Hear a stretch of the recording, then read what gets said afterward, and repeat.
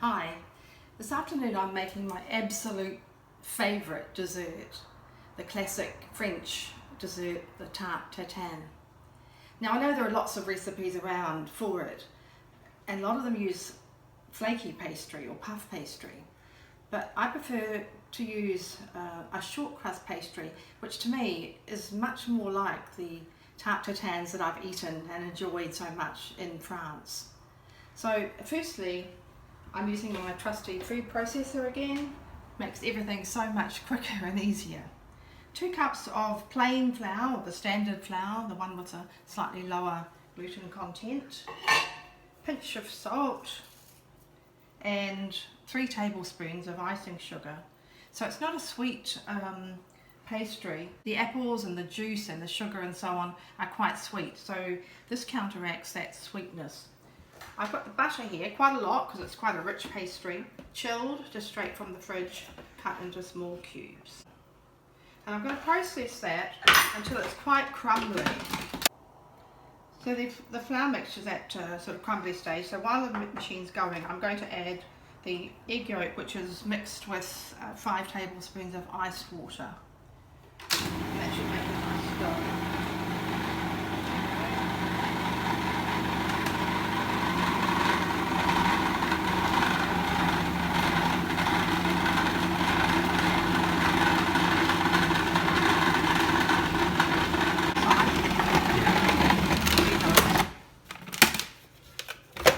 So you see how it's clumped together quite well. So that needs to be chilled now for about half an hour. So put that, just in some wax paper. Chill for half an hour and then I can get the apples ready. Now the apples, I find that if I use the eating apples are much better than cooking apples, because cooking apples tend to break up and go mushy when they're cooked. I'll just put this in the fridge. See, eating apples are much better because they hold their shape, and today I'm using Braeburns, which have got a bit of sweetness and a bit of tartness, and hopefully they will hold together. A little bit of lemon juice to stop the browning, but I'll get to that in just a moment after I peeled them all. The pan. Now I used to always use this cast iron pan. It makes a brilliant job of cooking the apples because they have to be cooked for 35-40 minutes at least till they start to caramelize before the pastry goes on top. But as you are probably well aware, these pans are really heavy, and I used to find the inverting of them once they're full of hot apples and pastry quite difficult. I've also used this pan here. So this is another one that is possible. Anything that can go on the stove top and in the oven is fine, but you do need something with a reasonably heavy bottom. So some time ago I decided to invest in the proper tart tatin dish. So what it is the pan, which can go on the stove top and in the oven. The apples are cooked in here, and then the plate to invert it on. So it makes a really nice job of the tart tatin. So while my pastry was chilling, I peeled the apples and cored them and just toss them with a little bit of lemon juice to help prevent some of the browning. They do brown a little bit in the middle, but it's not really a problem. So butter's melted in my dish, and then half a cup of sugar. Just caster sugar. I know it seems a lot, but you remember there's no sugar in the pastry, or very little, so you know, it really makes a delicious dish because all this is going to be caramelized with the juices from the apple. Yeah. Now, just nestle your apple halves into the dish like so. Get them as close as you can because they are going to shrink a little bit. So you want them to be, and also curved side down because when it's turned up you want the nice rounded edge of the apple showing. I've done a couple of pears as well because I suspect that I might not actually have quite enough apples.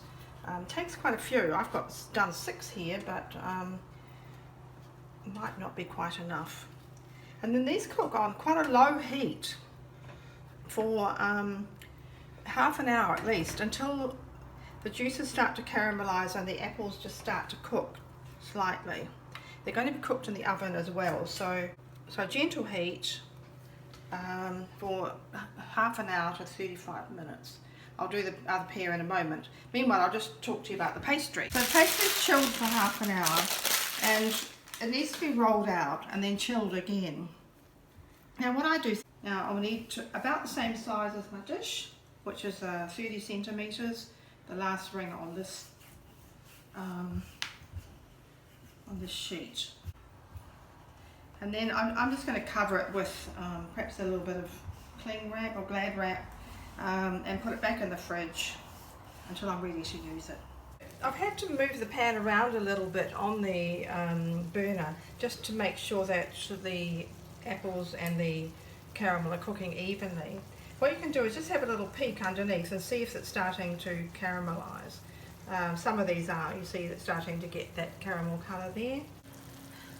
I've taken the apples out of the oven. That were in there for about 10 minutes, and you can see that the sugar and butter mixture has caramelized with the juices from the apple. So just let it settle down for a couple of minutes, and then bring your pastry out, which I chilled in the fridge. And I find the easiest way just to flip that over and pop it on here. Now just let it soften for a couple of minutes, and then you should be able to just tuck these edges down in around the apples. Just gently tuck them in so that when it is turned the other way, it catches those juices. Yeah. Okay, so a few pricks on the pastry here. And then back in the oven at 200 for around half an hour. And then you wait for the surprise when we turn it up, but I'm sure it'll be fine.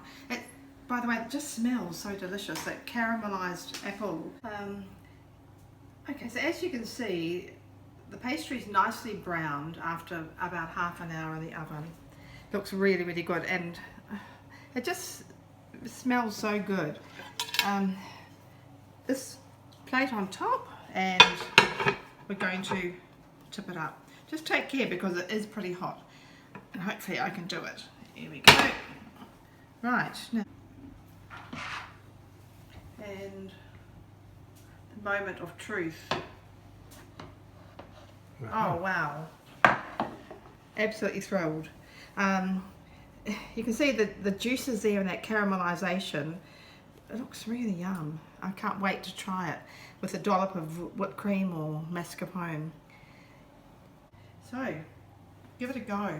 It's really not that hard. And you can use, as you can see, the pears here.